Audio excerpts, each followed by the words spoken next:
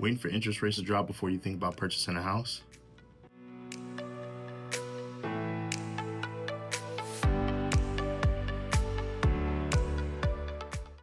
Right now, we are currently seeing rates a lot lower than we have in quite some time, which means as those rates come down, more buyers are going to be added to the buyer pool.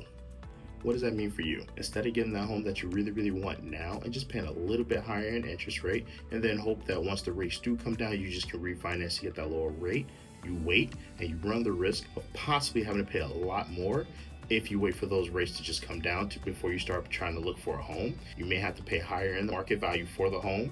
You may have to waive inspections. You may have to add escalation clauses in there. You may even have to give contributions to the seller's closing. Not only that, you also run the risk of competing with multiple offers. We saw this back in 2020, 2021, when there was 20, 30 plus offers on a home. So you run the risk of all of that if you decide to wait. I'm not saying that that will happen, but we have seen that play out, and you have to trust that when those rates come down, there's a whole bunch of buyers doing the same thing that you're doing. So you have to have that in mind. If you are deciding to wait, you have to be prepared for that.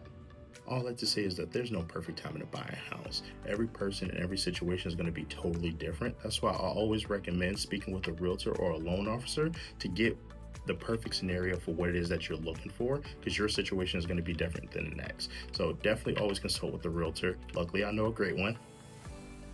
Or always talk to a loan officer to just know what your options are. We're here to help. We're here to guide you. Please feel free to reach out to me if you have any questions. Talk to you on the next one.